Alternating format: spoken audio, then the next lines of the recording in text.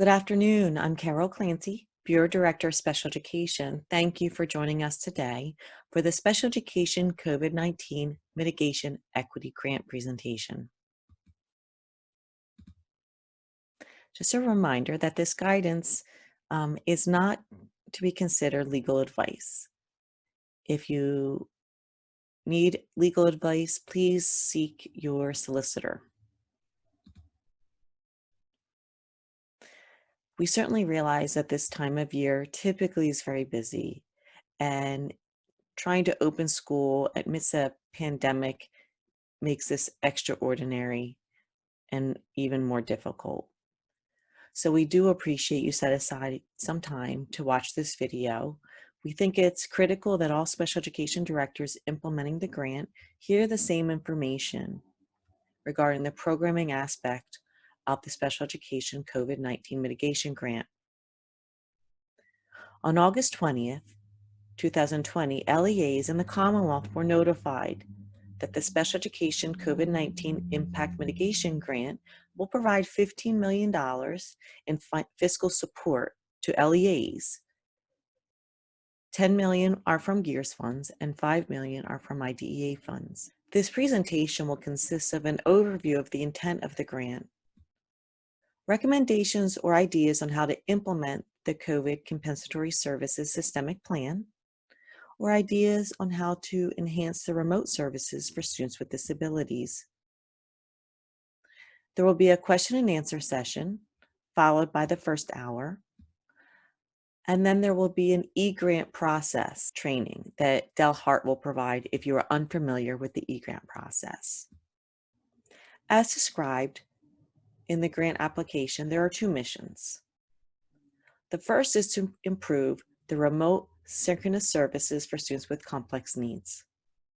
The second is to implement a systemic approach to deliver COVID-19 compensatory services to students with disabilities. LEAs may use the grant for one mission or both missions, whatever they feel is most appropriate for their LEA. And the grant monies allocation will be available until the end of August 2021. Ever since the initial closure last March, the most common concern has been, how are we going to meet the needs of our students with disabilities with the most complex needs? I heard concerns from parents, from advocates, from educators, from LEAs, from directors, from all of us involved in the mission of educating students with disabilities. We have been genuinely concerned with how are we going to meet the needs of our most vulnerable population, and how will we address the potential loss of skills or regression of skills when the time is right.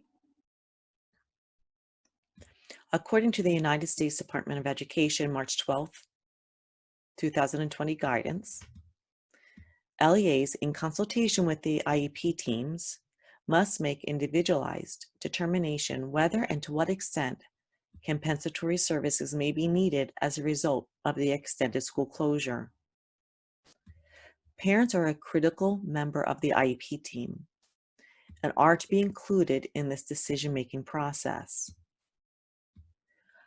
The United States Department of Education followed up with a second set of guidance on March 21st, 2020, which indicated, where due to the global pandemic and resulting closures of schools, there has been an inevitable delay in providing services or even making decisions about how to provide services, IEP teams, as noticed in the March 12th guidance, must make individualized determination whether and to what extent compensatory services may be needed when school resumes normal operations.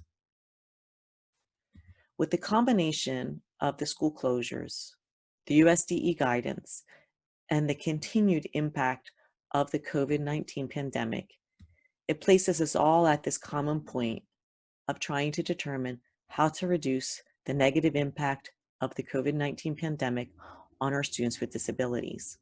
Our goal through these fiscal supports from the Governor's Office, Pennsylvania Department of Education, and the Bureau of Special Education is to support LEAs and families to work collaboratively to address the potential loss of skills or lack of progress caused by the COVID-19 pandemic, and or enhance the LEA's ability to offer synchronous services in the remote setting to students with complex needs. This is an investment into the process moving forward for prevention of potential loss of skills or lack of progress. Each LEA is in a different situation based on the transmission rate of the virus, and many districts are in the situation of ebbing and flowing based on the circumstance. There are many alternate learning models being used, so the implementation of the CCS process must take into account the individual situation of each LEA. However, we would like to ensure that we are clearly representing the spirit and the intent of the process. Minimally, when an LEA or a school resumes normal operations, the LEA should have a plan to implement a COVID compensatory services process.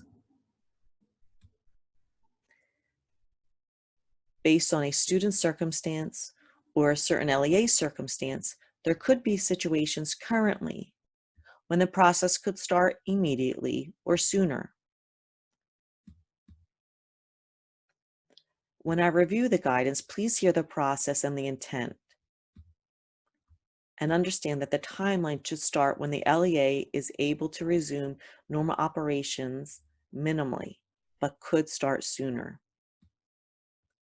When the LEA is able to collect baseline data and begin instruction to remedy the potential loss of skills or regression is when the process should start. Regardless of the start date, the timeline should honor the intent of the process. This is a visual of the process, indicating the first step is collecting baseline data of the students with disabilities. After baseline data is collected, within the first couple weeks of resuming normal operations, or if the district is able to do so in a remote setting, then the district should begin instruction in implementing the IEP as it's written to develop the skills or recoup the potentially regressed skills. We're recommending no more than a 3-month process for that time period. It certainly can be less, but we're recommending no more than a 3-month process to give adequate time to develop the potential loss of skills or the skills that students may have regressed over the time period. Following the recoupment period, when we're implementing the IEP, the team will need to gather additional data at the end of that time period to determine, did the student regain the skills that they had in March or made the adequate progress through the instruction that was provided? If that answer is yes, then the student is not in need of COVID compensatory services. If the student has not made adequate progress or has not recouped the skills from March 20th, then the student would be in need of COVID compensatory services. It's at that point that the IP team needs to determine what are the skills that need to be addressed, how the skills will be addressed, what services are needed to address the skills, and develop a plan moving forward on how that's going to happen in a preventative manner.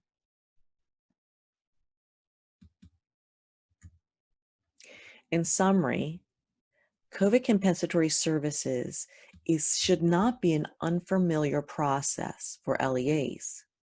It's very similar to the process that is conducted every year for extended school year eligibility.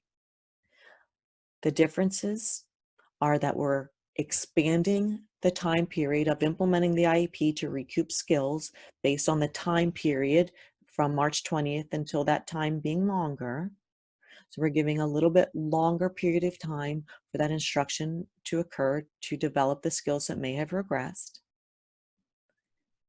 We then are recommending an additional data point following the CCS determination to add another data point after another break to ensure that the students maintain the skills over the break to determine extended school year eligibility 2021. You would use all of the data points up until the COVID Compensatory Services determination and that additional break to determine ESY for the 2021, anticipating that you may have been able to remedy some of the regress skills, so not to inflate the eligibility for extended school year for the 2021 summer.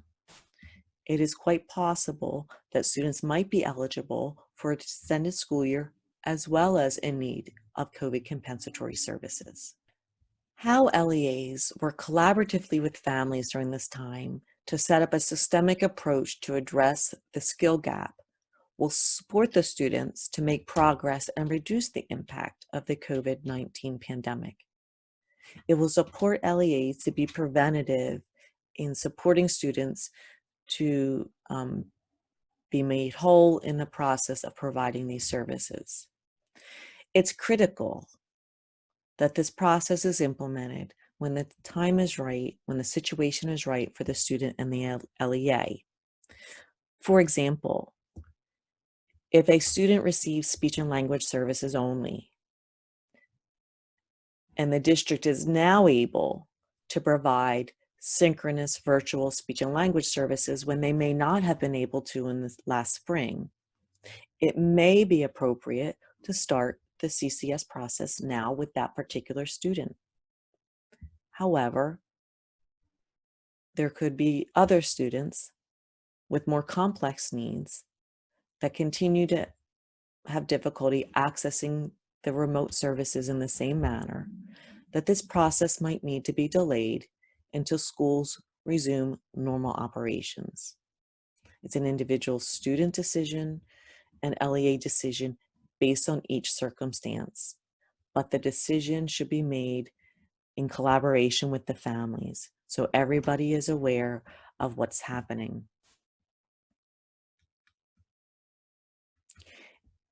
It is a matter of ensuring that the efforts are going to yield the greatest results.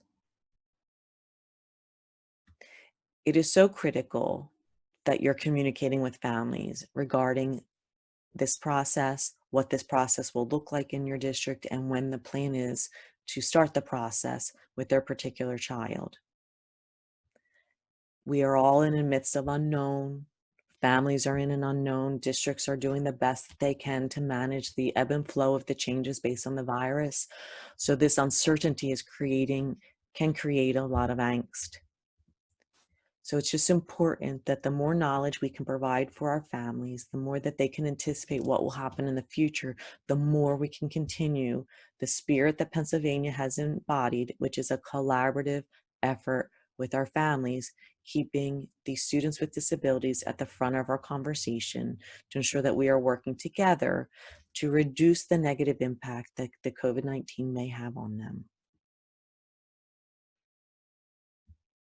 So in summary, this grant is to systemically address the potential skill loss or lack of skill development or progress due to COVID-19, or to enhance the remote services that are synchronous for students with complex needs. If you're in a predicament that you're fully remote and your greatest priority is your students with complex needs, you may want to focus your allocation toward that situation.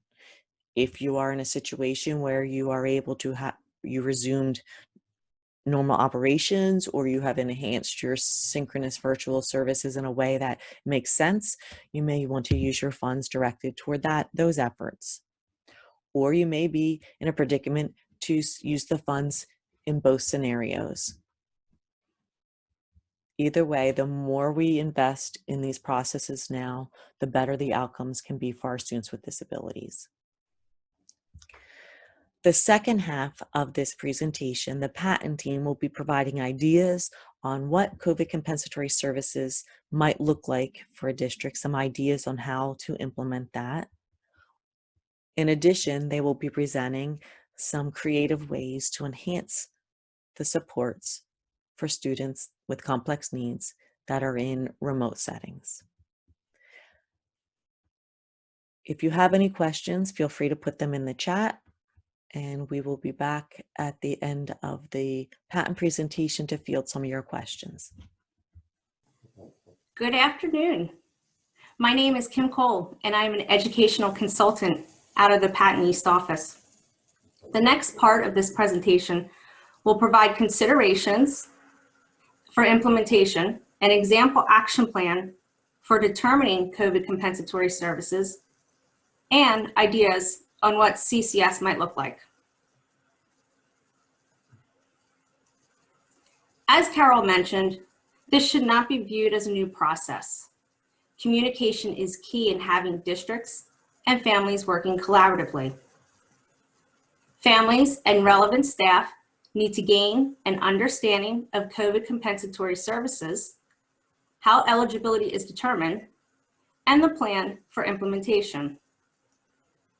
Through frequent communications and possible trainings, both families and staff will gain an understanding of this process in determining these services.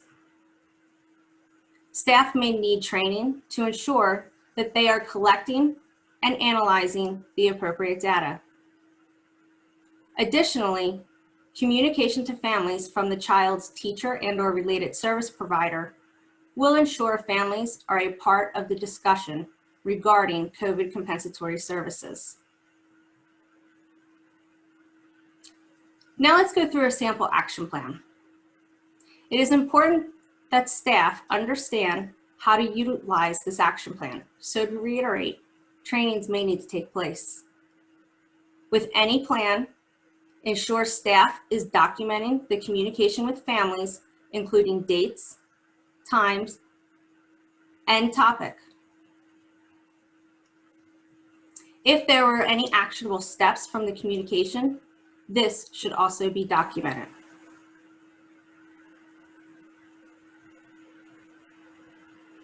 When thinking of the action plan in determining the student's need for COVID compensatory services, think of it like a KWL chart. What does the team know?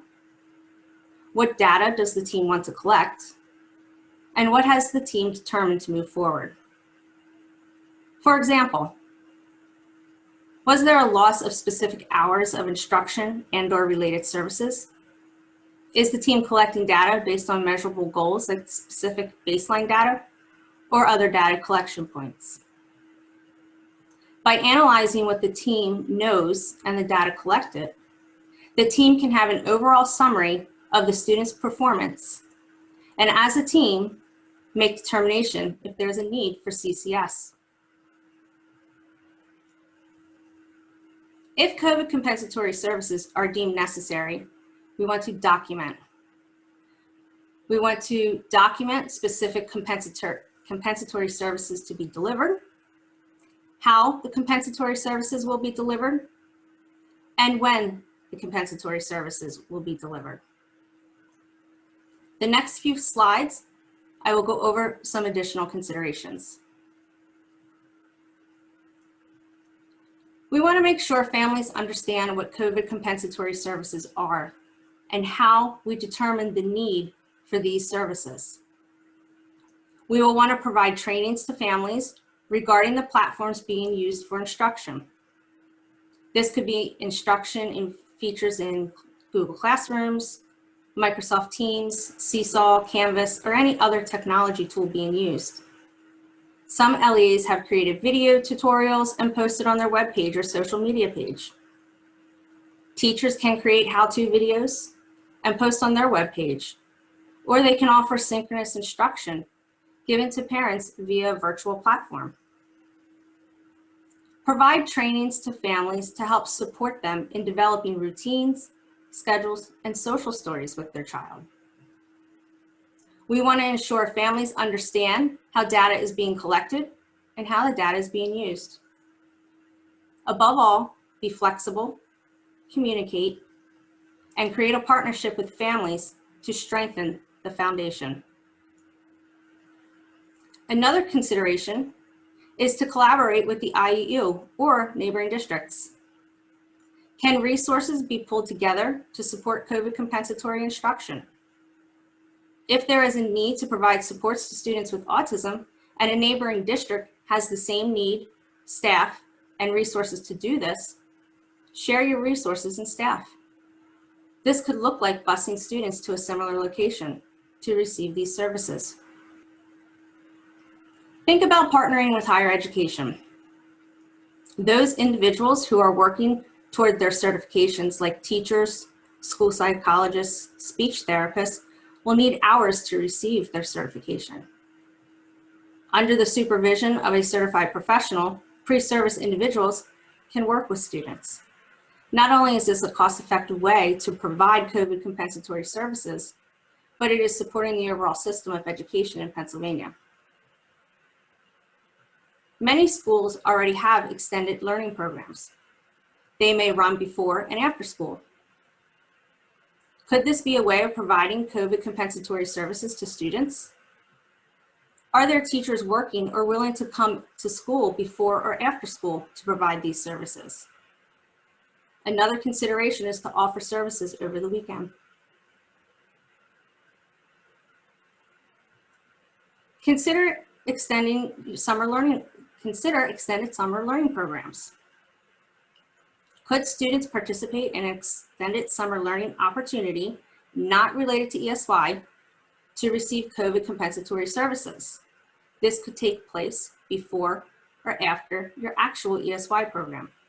For instance, if your ESY program starts July 5th and runs through August 6th, a student could attend the summer learning program for 2 weeks prior and/or 2 weeks after. If your current ESY program runs 4 days a week from 8 to 12, could COVID compensatory services be provided from 12 to 2 on the 4 days that your ESY program is in session? You will already have resources available like a building, curriculum, and staff. Consider examining staff schedules. This includes teachers, paraprofessionals, and other individuals within your organization. Can staff hours and schedules be adjusted to support the implementation of CCS? You may also want to consider contracting with outside tutoring centers and/or agencies. Now let's go over some secondary transition considerations. As stated earlier, frequent and ongoing communication with families will build a stronger system of support. Provide families the tools and resources needed in order to support their child during this time. When looking at transition assessments and activities, brainstorm ways technology may increase this access. For agency partnerships, are agencies like OVR able to provide instruction to students? Are agencies able to provide trainings to families? With job shadowing, is there a way to use technology to allow students to see a company? For job coaching, can tools be shared with families to support how to coach on a job? This will provide the student the opportunity to practice performing jobs and receiving feedback at home from their family. Teachers can then hold a roundtable discussion among students and discuss experiences. With mentoring, is there someone from a business who is willing and able to speak to students? They can share their job description and possibly offer mock interviews to the students. Virtual tours for businesses is a way to offer opportunities for job exploration. To support travel training, consider using Google Maps. This could help students learn to navigate within their community. They can identify their school on the map and then locate grocery stores, restaurants, and other activities within their surrounding area, so they can map out a day's worth of activities. Now I would like to show you a secondary transition resource that will be posted on the patent site with today's recording. So I'm going to switch my screen and hopefully it will work.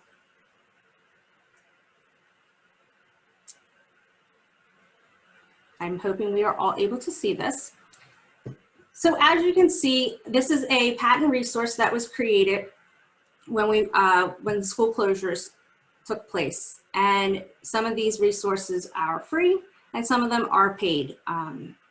We tried to update them in terms of some of them were free from March until July, and now that has moved in there as a paid subscription.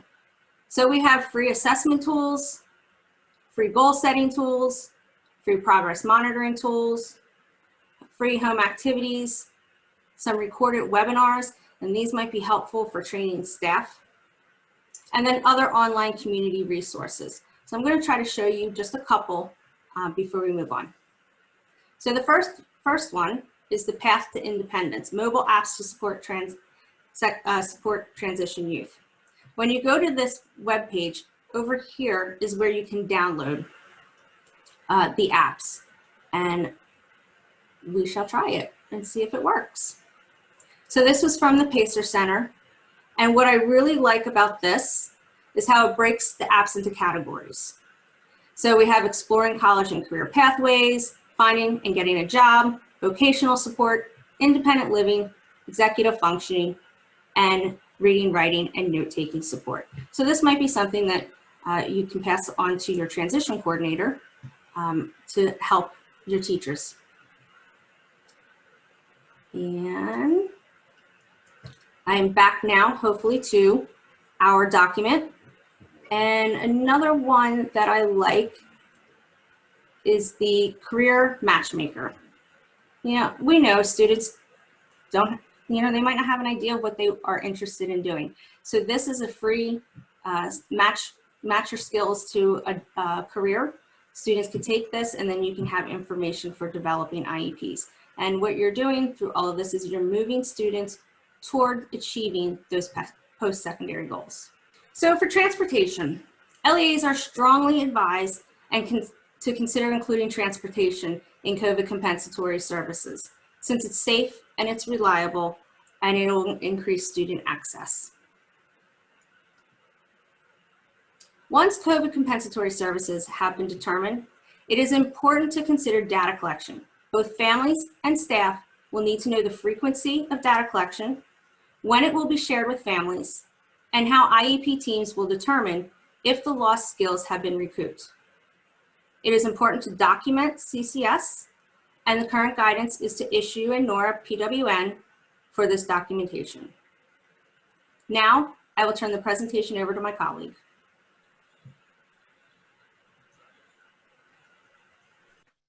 Okay, thank you, Kim. My name is Cecil Crouch, and I will be talking with you about the other part of the grant, which is to enhance synchronous or real-time instruction to bolster remote services and supports for students with complex needs. So this part is meant to provide you with considerations regarding a process. Oops. And remember that this is not a mandated process. These are just things for you to consider if you have not already. The first consideration, obviously, is what are the students' needs?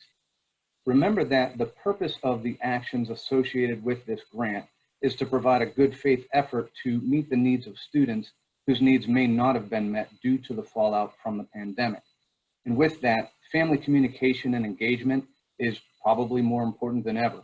Engaging families in the process to help bridge the gap between perception, what has been provided, what is being provided, and what will be provided.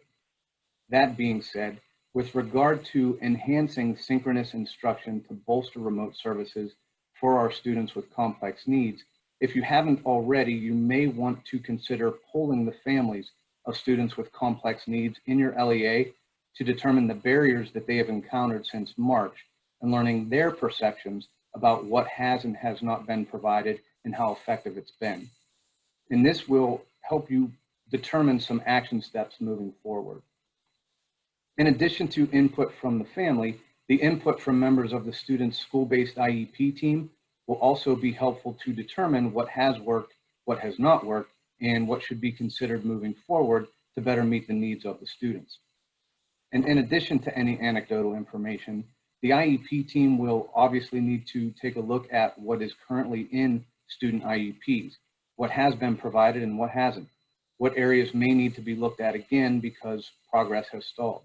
And this will include things like the types of support, specially designed instruction, accommodations, modifications, and related services. For some students with complex needs, things that were provided in school during live instruction, such as the use of certain manipulatives, social stories, reinforcement surveys, reinforcement schedules, visual schedules, and synchronous teacher and/or paraprofessional support will be essential. And if it is essential to some of those students, then the communication with the family will be even more crucial, especially if these things have not been able to be used.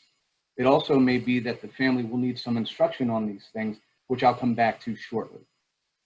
On the patent website is now a new COVID-19 version of the annotated IEP, and that's to help teams determine areas of the IEP that may need to be discussed and possibly revised.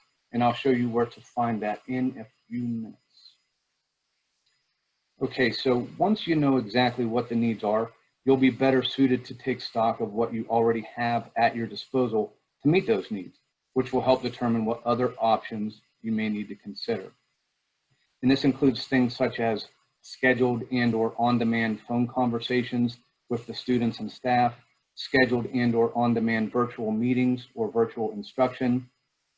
It also includes considering the staff that you already have available along with their schedules and assignments, any services provided by your local intermediate unit, and/or the ability to provide mobile hotspots to families who do not yet have internet access.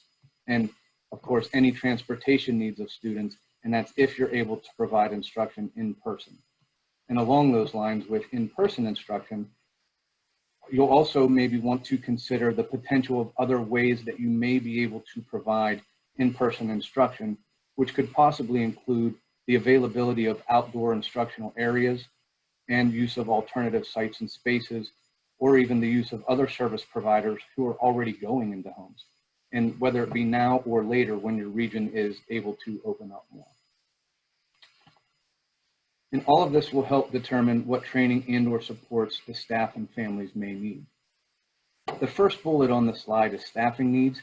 So after you've determined the needs of the students, families, and existing staff, you'll determine, is it feasible to meet the needs with the folks that you currently have? If you cannot, you may want to consider what other options you might have. And these could include inquiring what your intermediate unit may be able to provide, partnering with local colleges to determine if they can provide you with student teacher or school psychology candidates to assist your existing staff, also your availability of substitutes and/or even local staffing agencies. In addition, once you've identified student and family needs and have a plan for the platform and/or method to meet those needs, you'll have a good idea on what training may need to be provided. For example, do families need to be trained on how to implement a reinforcement schedule or a visual schedule? Do the families need to be trained on how to access your virtual platform? Are additional social stories needed, and do parents need some training on how to implement them when the student is at home? Does the family need training on the use of text or communication strategies in general? And do they need to be trained or instructed on the use of the manipulatives that their child is using to acquire their measurable annual goals? This information will also help you determine what training might be needed by staff, which would include your payroll staff and any others who you may be using to assist at this time. So for example, if you are using student teaching or school psychology candidates from a local college to supplement your current staff, do they need overview training on the platform that you're using on confidentiality, progress monitoring, and/or specific instructional techniques? And so finally, before we go into the question and answer portion, I want to provide you with some additional options to consider. You may want to look into purchasing additional resources from the grant money, whether it be things like mobile hotspots, more manipulatives for students so that they have their own sets at home, or even personal protective equipment if instruction is able to occur in person, even if in an alternative setting, whether it be now or later. Also, the state provided funding to intermediate units for unique learning systems, and you may decide to use grant monies to purchase additional licenses. And I also would like to take a few moments to show some of the resources to which you already have access but may not be aware of. And the first thing I'll show is the patent website. So let me go ahead and change. So this is the patent website, and please note the center of the page where it says Special Education COVID-19 Mitigation Equity Grant. This is where the recording of today's webinar will be housed very shortly after today. And this is also where any related handouts will be listed. And at the end of this PowerPoint that we're going to go over today is the code to verify your attendance. But this is where all of the recordings from today's webinar will go. And also, I would like to, before I get into the resources related to COVID-19, show you how to access the annotated IEP. So let me,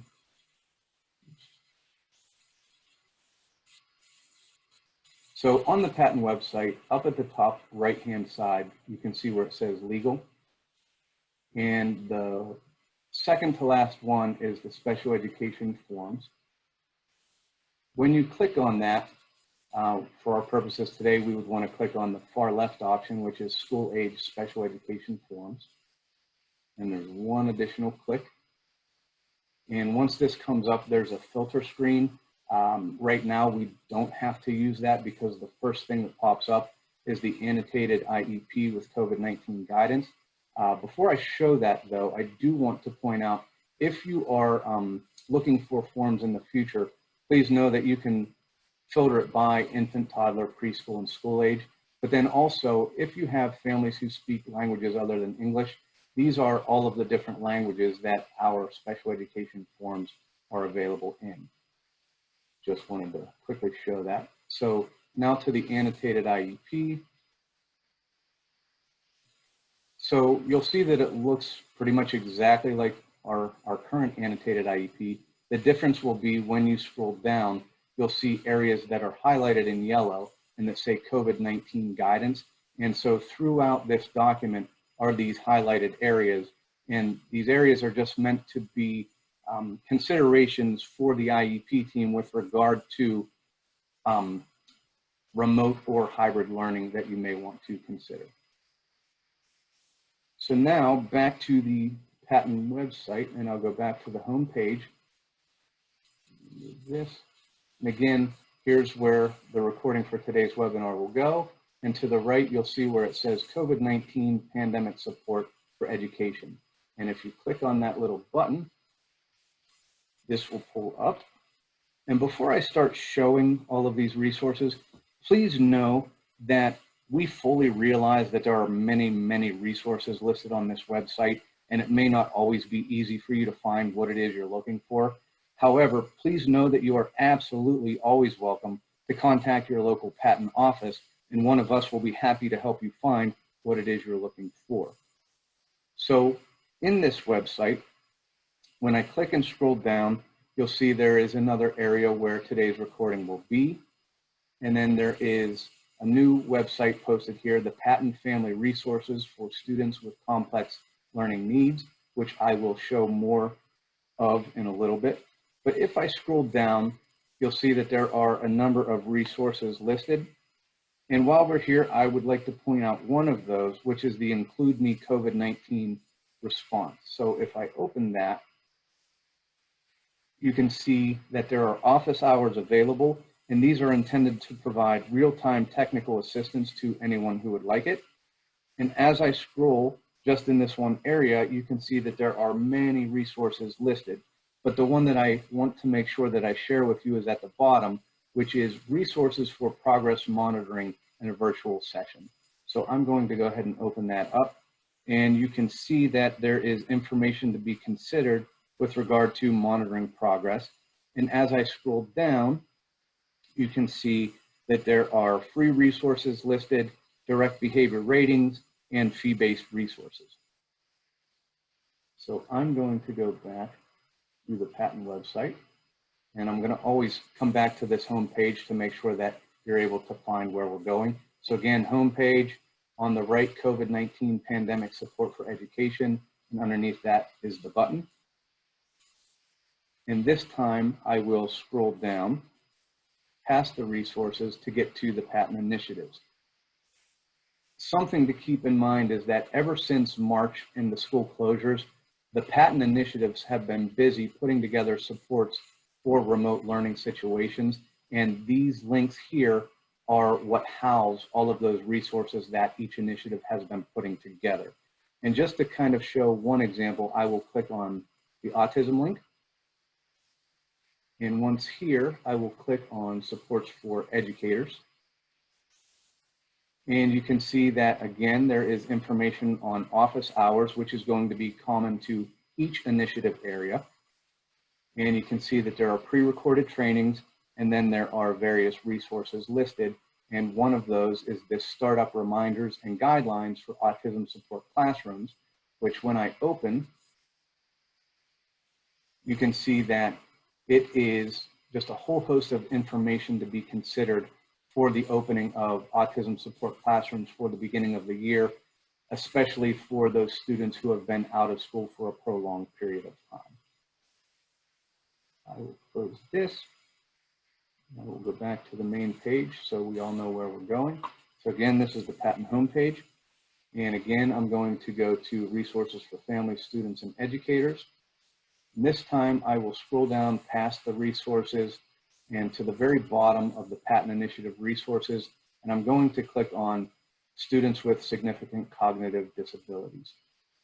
When I do, I'm going to click on supports for educators.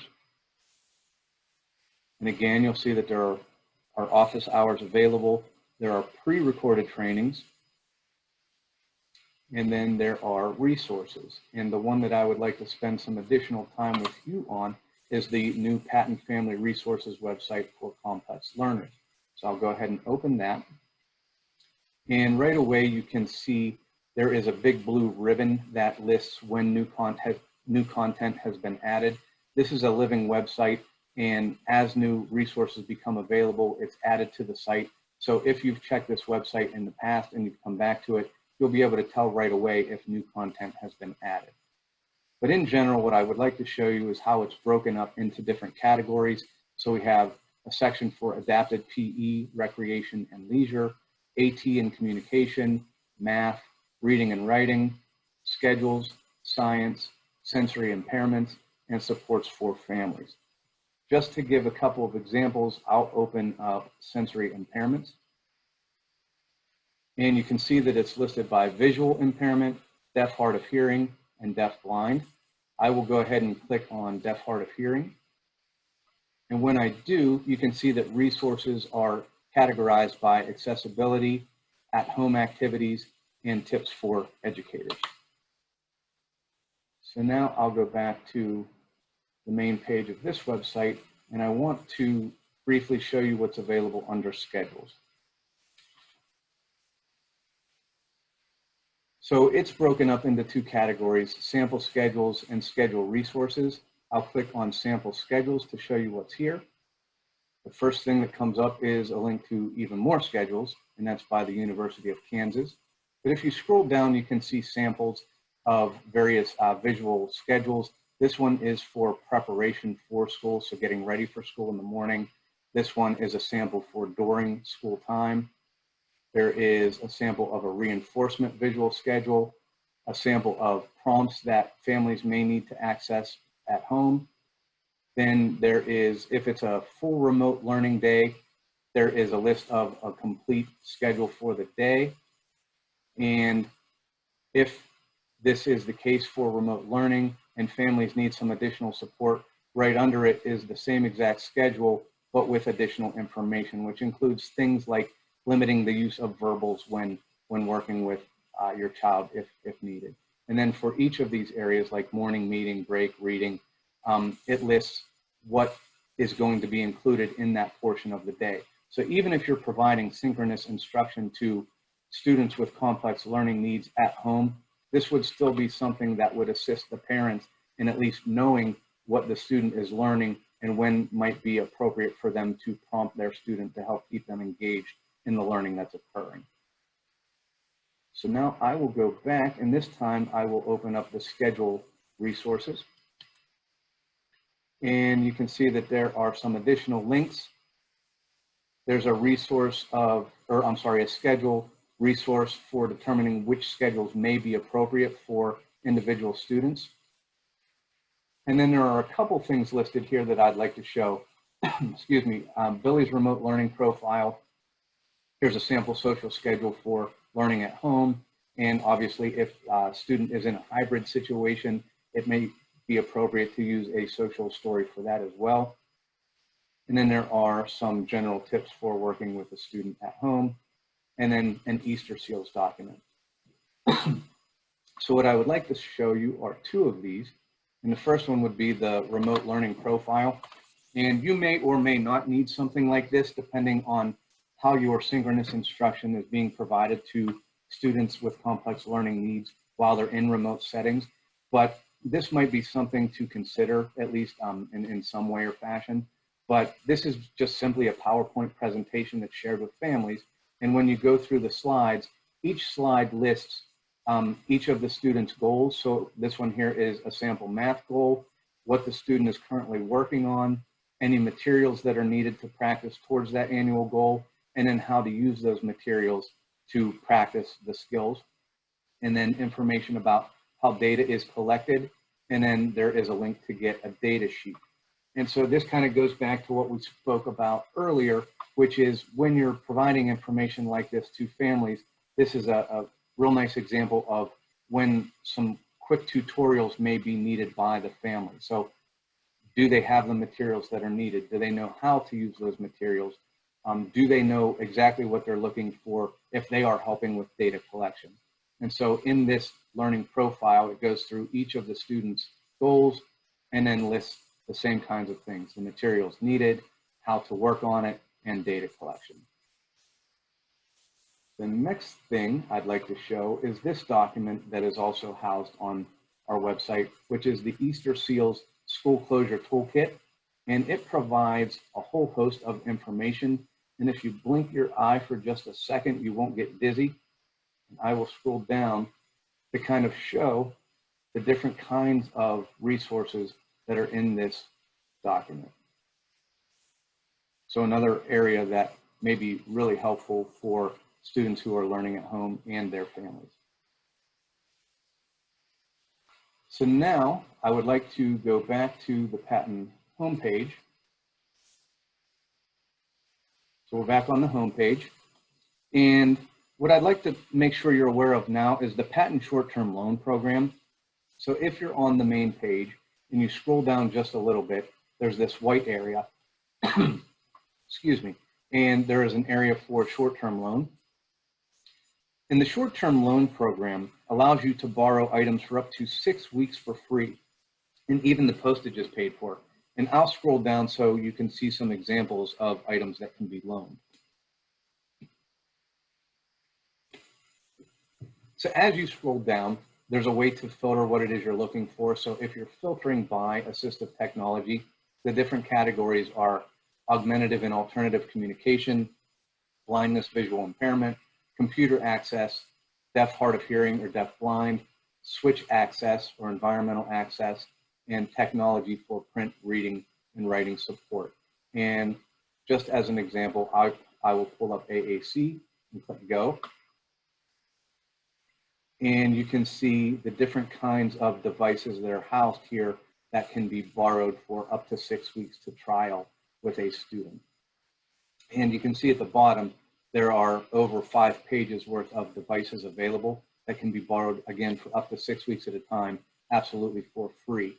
And so as we are beginning the beginning of this school year and many areas are still fully remote, you may or may not have the ability to obtain and trial communication devices with students the way that you have in the past. And so if that is the case, or even if you have an older student who might be outgrowing a device and may need to trial a different device, please know that the Patton short-term loan program is an area where you can obtain those materials to trial with students. And the last resource I would like to show is the National Library Service for the Blind and Print Disabled.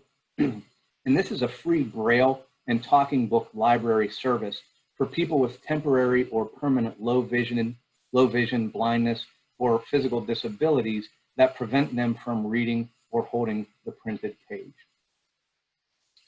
So now I'd like to go back to the PowerPoint. And this is a slide that's here for you to access the survey, quote unquote survey, to verify your participation. In order to receive the grant funding, we need to document that at least one special education administrator from each LEA has viewed this presentation. By participation, we mean live, as in what you're doing right now, or by viewing the recording that would be posted on that patent webpage. We call it a survey, but it's really very brief. It will take you less than a minute to complete, and it really is just asking for things like your name, your title, and your LEA. It's very brief. But LEA grant applications cannot be approved without the verification of a special education administrator attending this webinar, either live or via the recording. Okay, and so while this webinar has been occurring so far, we've had a team of folks monitoring the questions that you've been posting so that they can be presented to Carol Clancy. So we will now move to the question and answer portion of today's webinar. So Nicole, do you have any questions for Carol? Yes, I do. Thank you, Cecil. First of all, before we get started with the Q&A, I want to mention that for those of you who had submitted questions about non-public and the e-grant system, we do believe that your questions should be answered in the presentation that follows. If not, we ask that you email Del Hart. And his email will be at the end of today's session.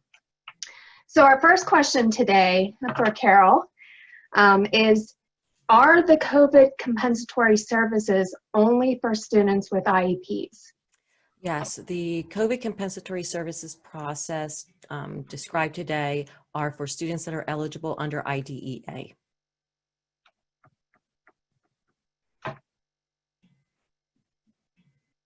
Okay, Carol, next question. Can the funds be used to provide hotspots for internet access? So the intent of the funds are to improve the ability to service students with complex needs that are in remote settings synchronously. And if that is, if a barrier to that happening is internet access, then yes, the funds can be used to improve the capacity or the broadband use or the hotspots for families with complex needs, yes. Our next question, could the grant be used to pay for the salary of one teacher who is currently teaching special education students synchronously? So the funds cannot be used to supplant existing cost. They are to supplement services that are being provided. So they should not be used to offset the cost of a salary of a current staff member. However, as you design your programming, if you are having services operating before or after school or over the summertime, the funds could be used to pay for staff to deliver those services.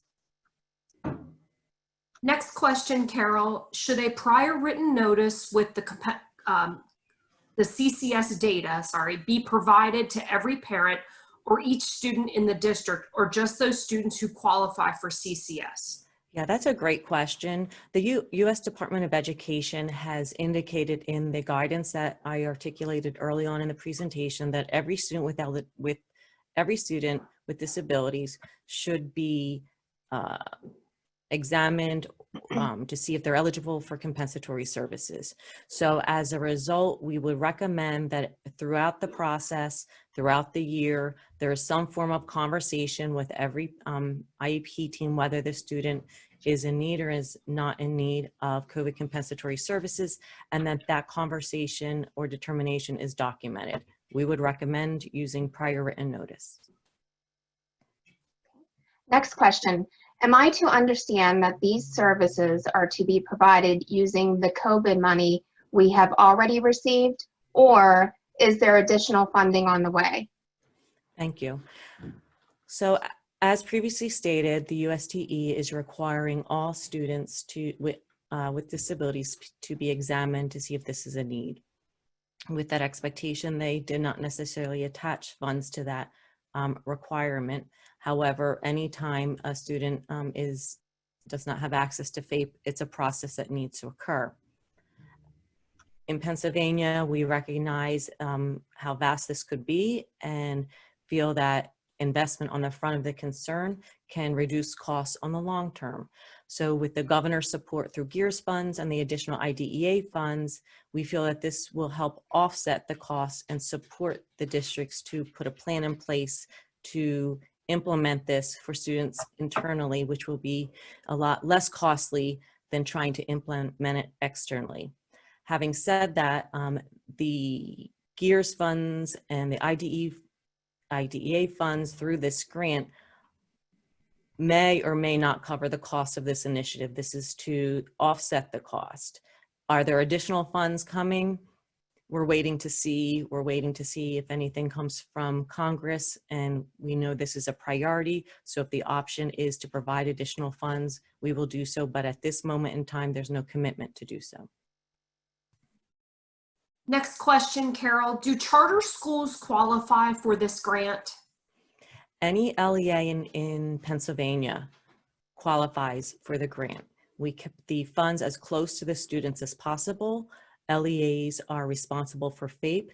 Therefore, we allocated these funds proportionately to each LEA, which included school districts and charter schools. Okay, next question, Carol. Are you suggesting that schools should collect data for 3 months before determining eligibility for COVID compensatory services? No, I know that chart was difficult to see, so I'm glad it was put into the chat. The data collection is at the beginning of the time. We always data collect to know where we start instruction. So we're recommending within 2 weeks of the start of this process. That 3-month period of time, it includes the data collection as well as the time period of instruction where we're giving the opportunity for the students to recoup the skills that they may have regressed. Next comment, question, Carol. Someone wrote in, if I didn't share that I think we are giving a very heavy load to teachers that are already struggling to keep their heads above water. Our staff have been in buildings for 5 days a week for the last 5 weeks with in-person and live streaming all classes. I'm very concerned for the well-being of all involved. Can you speak to that? Yeah, I really appreciate that, that advocacy for your teachers, because we recognize that this has been an unbelievably undaunting time. And the closer you are to the students and the families, the it's even more difficult, especially when we have educators that are trying to educate their own children simultaneously, and many educators have students with disabilities. So it is an extra burden, and we absolutely recognize that and are compassionate to it. That is why we spent a lot of the time today on the programmatic aspects, because there are so many supports and resources available to help offset this burden.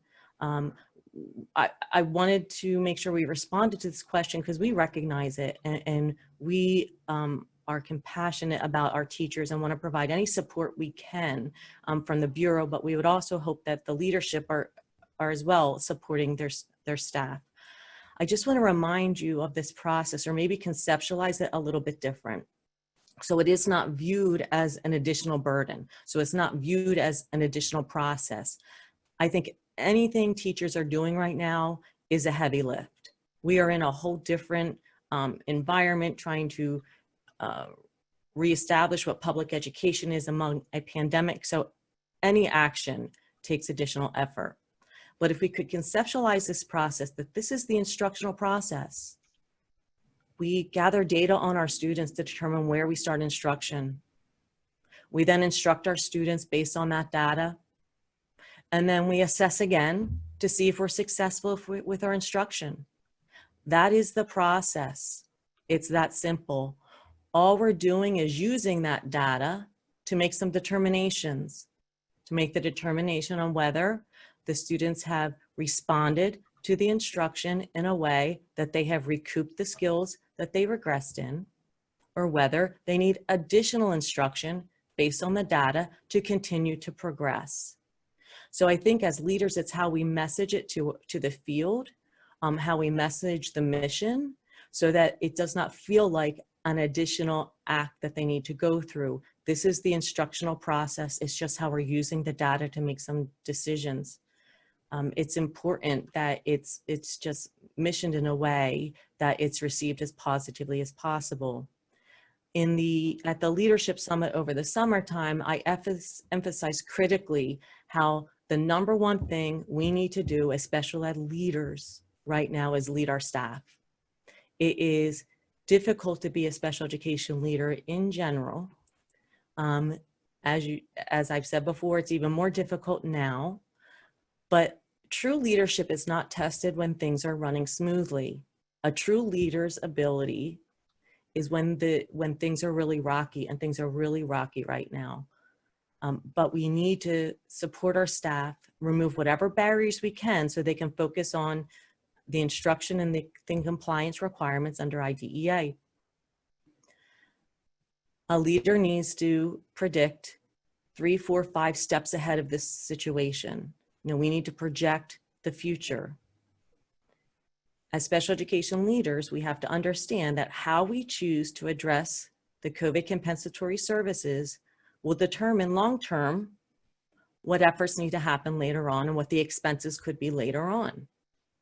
So providing data collection, instruction, and analyzing the data right now could set the district up and the students up for a very successful outcome as a result of COVID-19, opposed to causing a lot more work and a lot more fiscal responsibilities later on down the line if this is not done well. So I totally understand.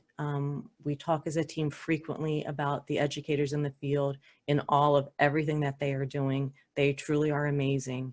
And we echo the need that we want to support them, but we are missioning you to message this in a way that it can be best received so that we can help our students with disabilities not be negatively impacted by the COVID-19 pandemic.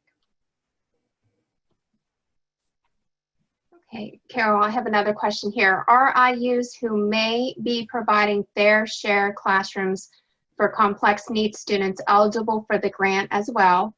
And are we able to pay for the services they may provide with our grant money? The grant money was allocated at a per pupil rate to each LEA. Therefore, there is not portions of this grant going to the intermediate units. However, if a district would choose to contract with the intermediate units to provide some of these services, they can use this grant money to pay for it. Carol, question to ask, is CCS mandated? USDE provided guidance that this process is expected.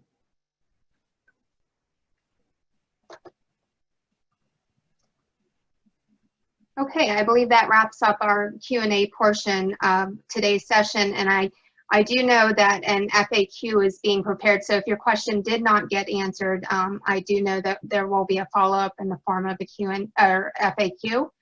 And now it will take you to Del Hart.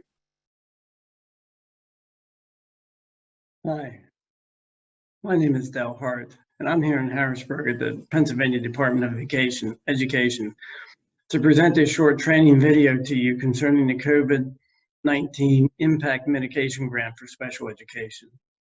At this point in time, I'd like to share my screen with you so you're aware of what has to be done in e-grants to apply for this grant.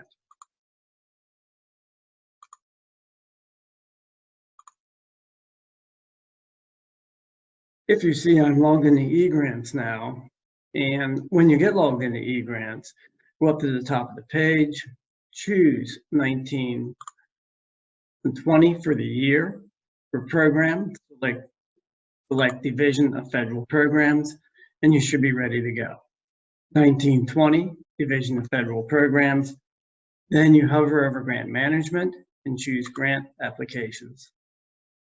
Your page will be slightly different than this, as this is a test mode site for eGrants that I'm demonstrating from.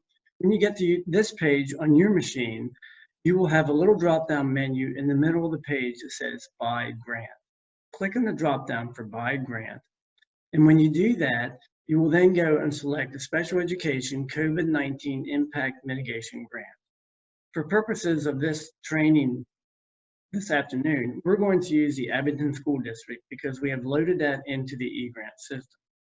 Find the name of your LEA with your grant. Go to the extreme right-hand side of the page, click on the pad and the pencil, and that is going to open up your grant for data entry.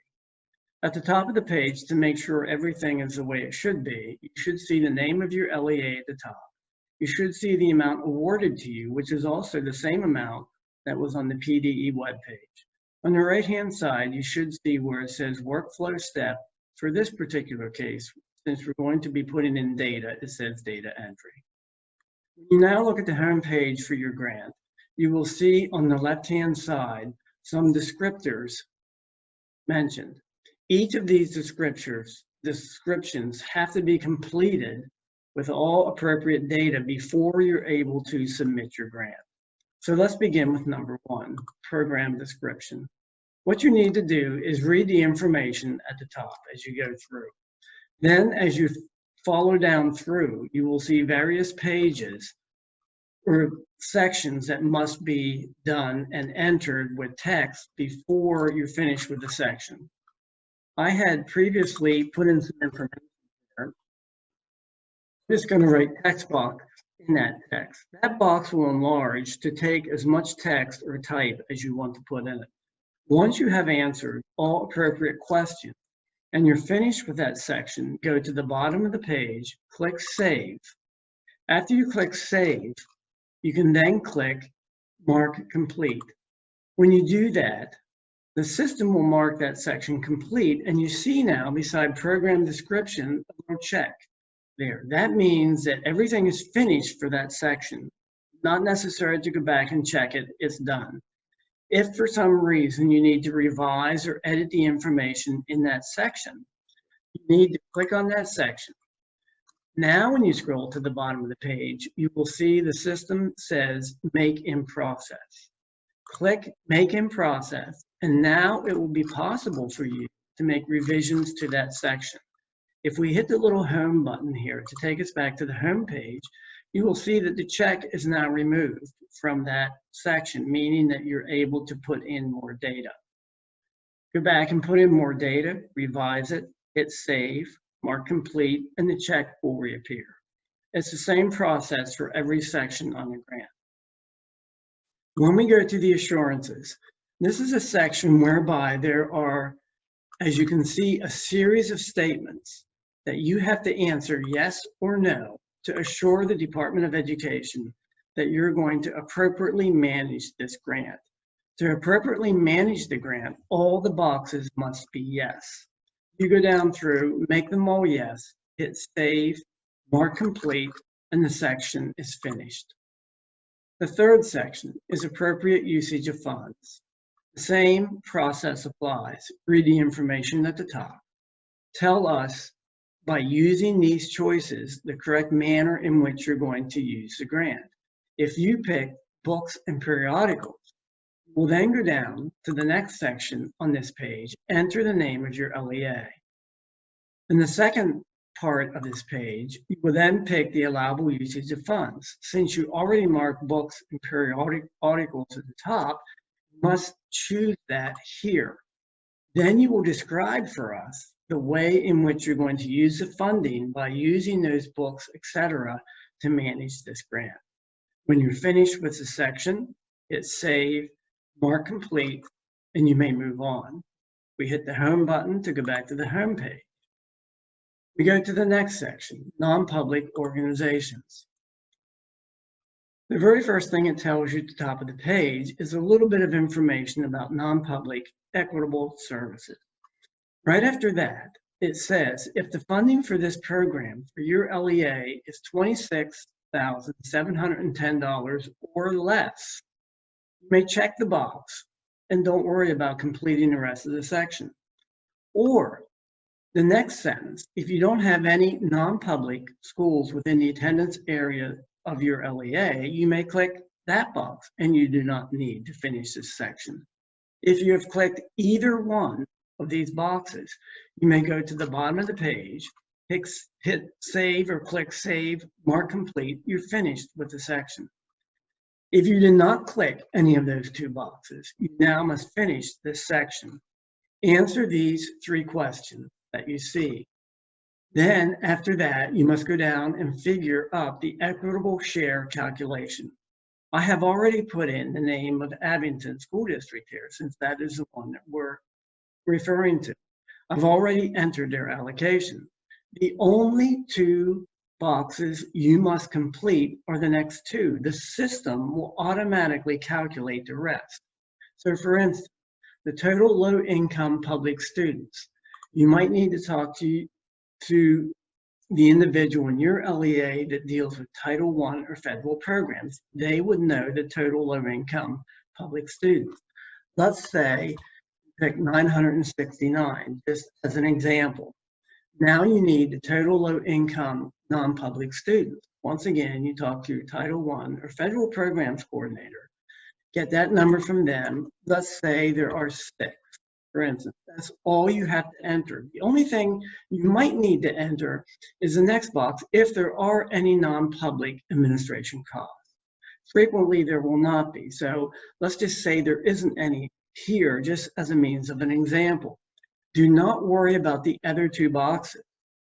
All you could do is go to the bottom of the page, hit save. You come back to your entry and you can see that the system has already calculated the non-public equitable share and the non-public per pupil amount. These 2 numbers you will need to remember, write down, jot down, or come back to them later for the next section. When you have finished with this, and by the way, option 2 does not need to be completed. With the recent court case that was decided, this section is now obsolete and does not need to be completed. And that happened after the grant was all designed. That's why it's on here in the first place. So you can calculate everything in this line. If more than one LEA is participating as a group or as a consortium, then you would add the next LEA in the consortium and their information here. If there's only one LEA applying for the grant, you do not need to add that second line. When you're finished, go to the bottom, hit save, mark complete, and the section is done. We will go back to the home page for the next section. Non-public organizations. If you did not check any of the boxes in the last section and you have completed the calculations, you now have to tell us which non-public organizations are in your attendance area that you've consulted with that want to take advantage of the non-public equitable shares. All you do is click on the plus sign on the right-hand side of the page. When you click on the plus sign, as you can see, the non-public organizations for your attendance area are already loaded into the system. Let's just say for the purpose of this video that we're going to choose the Abington Friends School. We click on Abington Friends, we hit save at the bottom, and it shows up on our screen. We then go to the little pad and pen for narrative. We click on that. Now we need to take the non-public per pupil amount that we figured up in the last section that I'd say you would have to remember, write down. You would put that value there, the number of non-public students in the building. You hit save and the system automatically calculates the non-public organization equitable share. So this will be calculated by the system. And you can see there's a little calculator there to remind you that the system will do that. When you are all finished with that, you then hit save and mark complete.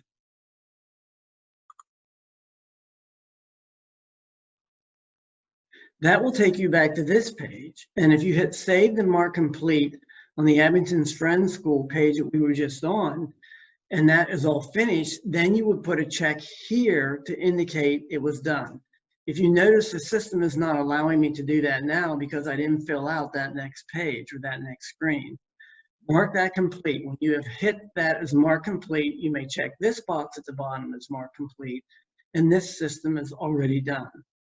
When you're all finished with this system, by clicking on the PDF icon, you would actually get or see a PDF of all the non-public organizations in the attendance area of your LEA. When you are finished with this section, you may click on the home icon and then go to the budget sections. In the budget sections, you're going to choose the function code for what you want to do. For instance, instruction, the object code, for instance, salaries, and you're going to put in the value or the amount of the salary for the individuals you're going to be paying that's going to implement the terms and conditions of this grant. You will then enter a description of their functions or their activities or the things they do within your district that is in line with the allowable expenditures in the grant. The Excel spreadsheet is only there because as you enter in various function and object codes, it will keep a list on a spreadsheet for you. So if you have more than one function and object for public instruction expenditures, you may hit the add button and you will get a second line that you can fill in. All of these entries will be tabulated automatically on the Excel spreadsheet that you can then print and save if you want to.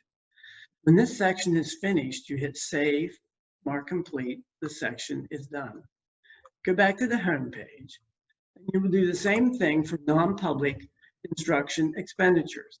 You fill in the function, the object, the amount, the description.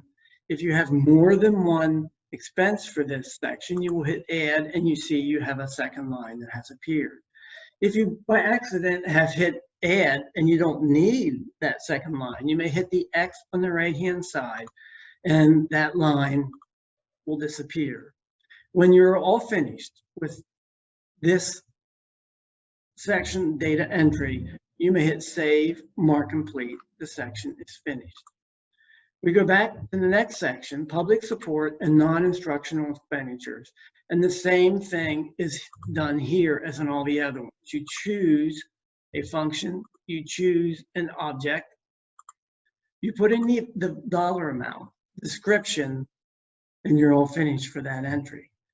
If you have indirect costs, you maybe could enter them at this point in time by choosing other expenditures, 5,000 for the function, go to the object and pick 900 for indirect costs, put in the amount of the indirect cost for public support and non-instructional expenditures, enter the description in the right-hand column, hit Save and Mark Complete, and the section is finished. The next section is done the same way. This is non-public support and instructional expenditures. And once again, if you would have indirect costs for non-public support and non-instructional expenditures, indirect costs will be entered here, function 5,000, object 900, the amount and description. But as you can see, there are many different function categories here that you could pick and choose from, and many different object categories also you could pick and choose from. Once again, if you have more expenditures here than one line will allow you to input, hit the Add button, and you may put in other expenditures on the next line. When you're all finished, the Excel spreadsheet will populate for you to save and print if you need a copy of this. You hit Save, Mark Complete, the section is done. You hit the Home button to go back to the home page, and now you come to the budget summary. It's the only section you really haven't looked at yet. And at this point in time, if you have input any numbers into the other budget sections, you will see those numbers on this chart. Obviously, I have all zeros here because I did not put any numbers in my other sections. This is a read-only chart. You are not able to change any numbers on this chart. If you have a number in this chart for instruction and salaries and it's not the correct number, you need to go back to the previous section in the budget one of these 4 sections. Make the change there, and the budget summary then will reflect the new data entry that you put in. When everything looks good, and by the way, your indirect costs will appear down here at the bottom. When everything looks good on the budget summary, the total of your budget summary, final number, must equal the allocation at the top of the page. When this number at the top is equal to this number at the budget, you're good to go. You hit save, mark complete, the section is finished. At that point in time, you have finished everything on the left-hand side of the page that I said needed to be done to submit the grant. You need to then go to the right-hand side, and where it says Funding, Accountability, and Transparency Data, you need to click on Enter Agency LEA Information. In this section, you will go into that and enter all the information requested as it is all required. The DUNS number for your LEA, the city, state is already there, the zip code +4, the system is set up that you need a zip code +4, the county, you need to check both boxes, you need to hit save. When you do that, the section is saved and finished. You will not be able to submit the grant if this section is not completed. Hit the home button. The grant is all done at this point in time. Now, if you notice right below the top blue box up here, it says submit has not been made available. When submit is made available, you will then be able to go into the next box on the right side where it says contract document sign off under authorized sign off. When the submit feature has been enabled, you will see the name of the person who is supposed to sign off on the grant. There will be a little box here that you will check, submit, you will click save. That section is now finished. When that section is now finished, everything is done on the left. Funding, accountability, and transparency is done on the right. You have clicked the document box in this section, knowing that the correct person has signed off and approved the grant.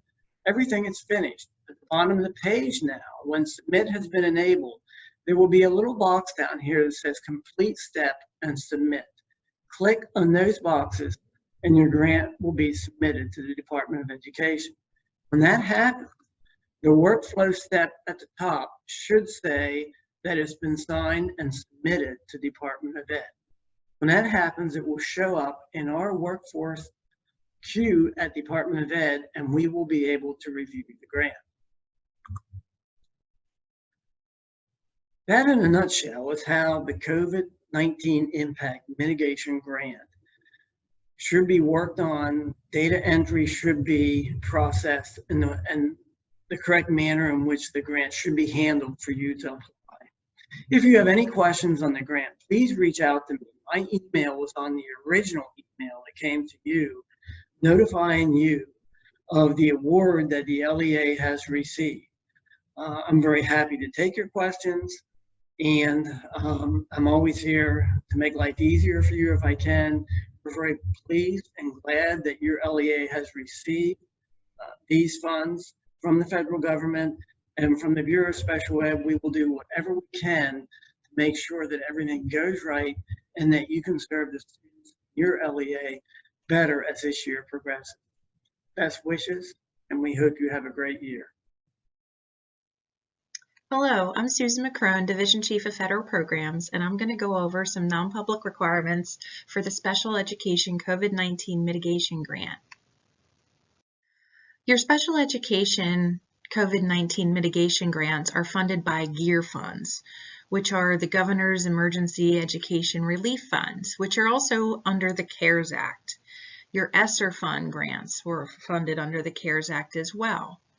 Section 18005 of the Act requires districts that receive these funds to provide equitable services in the same manner as Title I under Section 1117. So for your special ed GEAR grant programs, you're going to use your 1920 low-income numbers from non-public schools. You should already have this information from implementing the Title I Part A programming from last year. I wanted to give you a little bit of history about the non-public equitable services under the CARES Act. I'm not going to go over all of this, but I know there's a lot of information on the slide, but there's been a lot going on with equitable services while the CARES Act has been implemented. When it first came out, Pennsylvania, along with several other states, decided to join litigation against the United States Department of Education because how they were implementing non-public equitable services was not in line with how Congress intended it to be. They wanted, the United States Department of Education was forcing school districts to use total enrollment, not just low income enrollment for the non-pubs. So just wanted to let you know that this guidance for non-public equitable services kind of evolved since we've been awarded the funds in May, and wanted to give you some background. So that's why when you're in eGrants filling out your application, you might see a couple things that is a reminder of the timeline and the history that we've been going through with implementation of the non-public equitable share. Because of the results of the lawsuits. You'll see in the second bullet that there were separate court rulings, one from Washington State, and then also the multi-state litigation that Pennsylvania participated in, and both federal court judges ruled in favor of the states against the United States Department of Education, overturning their guidance and their interim final rule, which means we no longer have that they no longer have that IFR in effect, because on September 4th, the latest court case was the NAACP versus the United States Department of Education.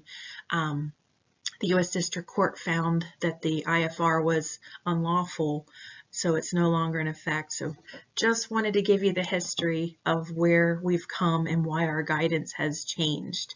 If you work with your federal program coordinator in your district, you might have heard about this a little bit because it's been an ongoing challenge. So we appreciate your patience as we've worked through this.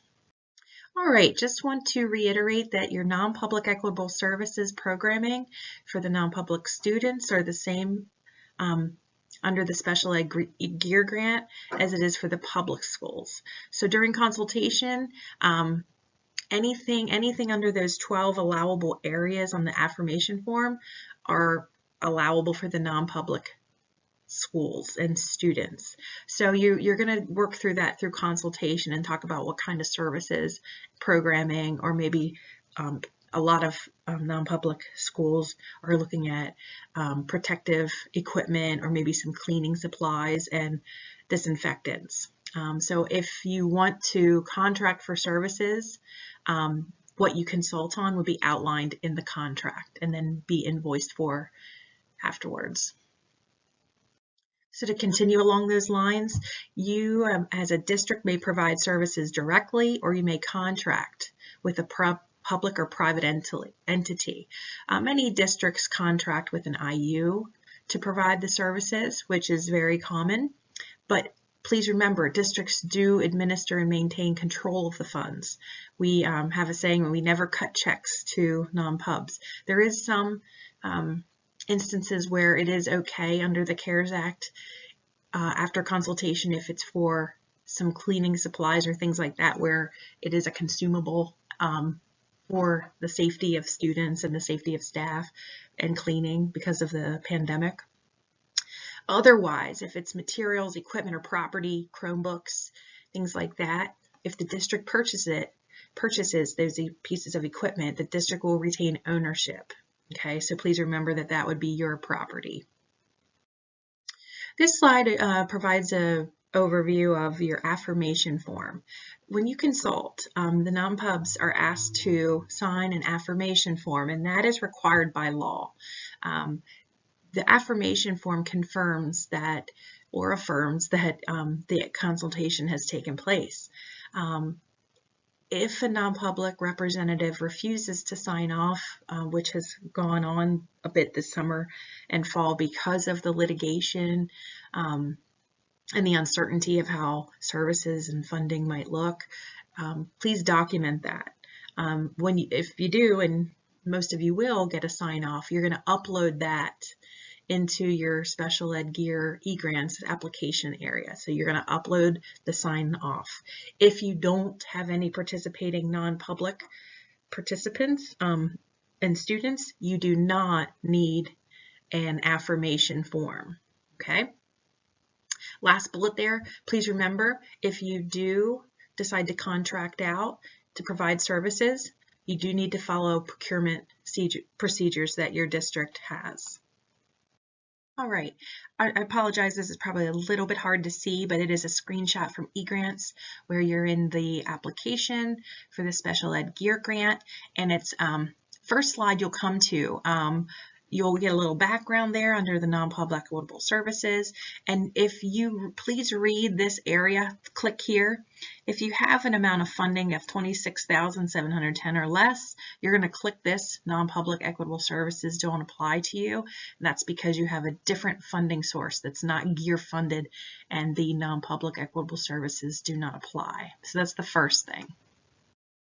All right, second screenshot in eGrants. You're going to click on the button at the top of the screen if you have no participating non-public students and schools in your area. So if you click that, you basically don't have any non-public participants. And notice that you basically, if you walk through eGrants and read everything, we try to write it in a way that it walks you through and provides some direction to you so you can complete it.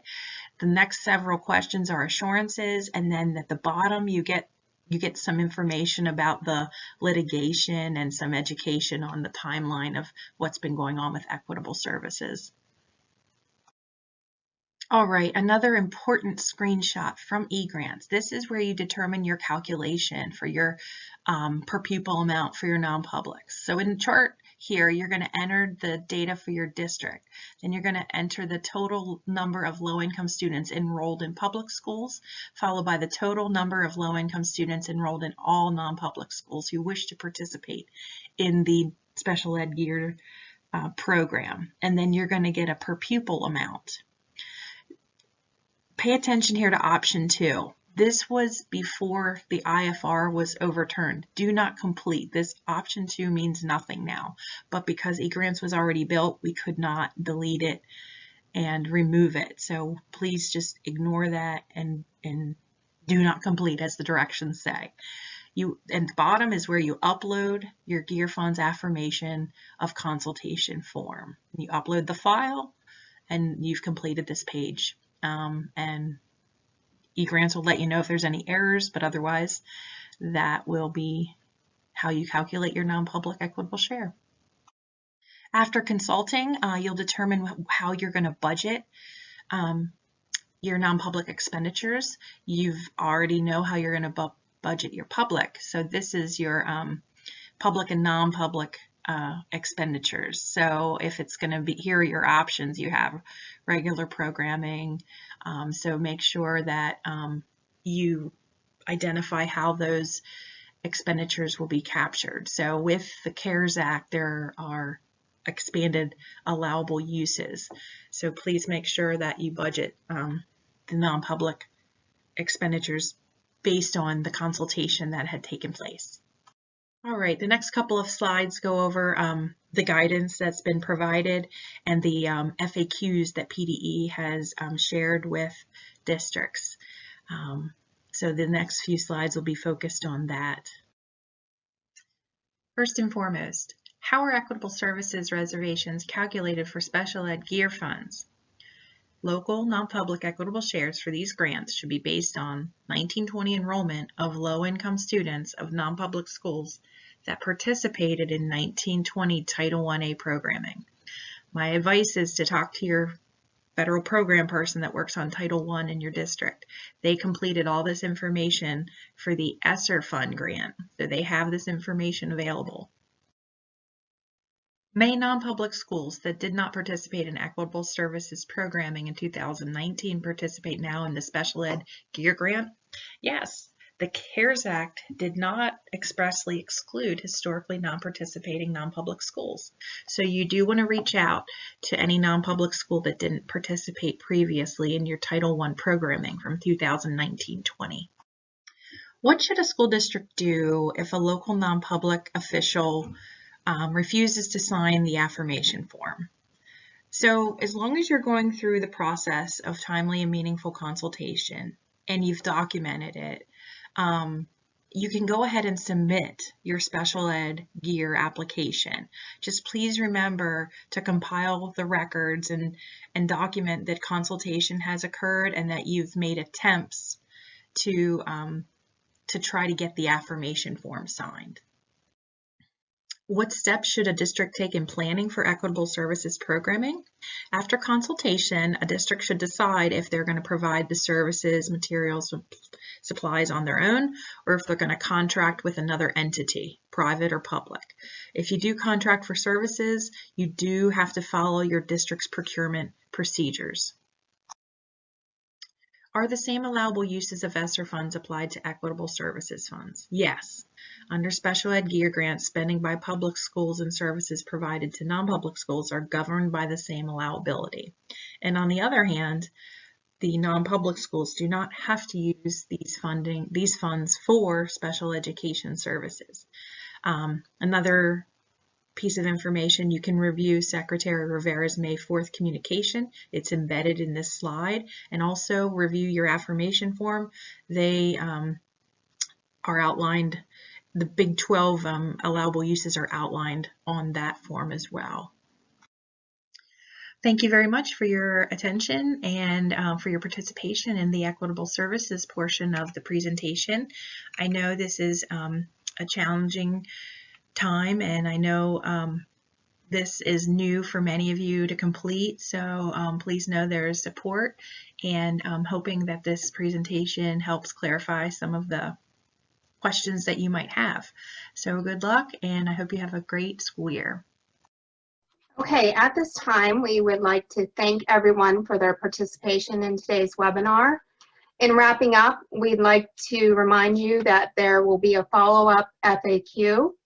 In addition, please follow up with Del Hart at dehart@pa.gov should you have questions or need support with e-grants and non-public. You may also connect with your federal program coordinator at your district. They will be able to help you with the e-grant system as well as non-public. So if with no additional questions at this time, we're going to conclude today's webinar. Thank you again, everyone.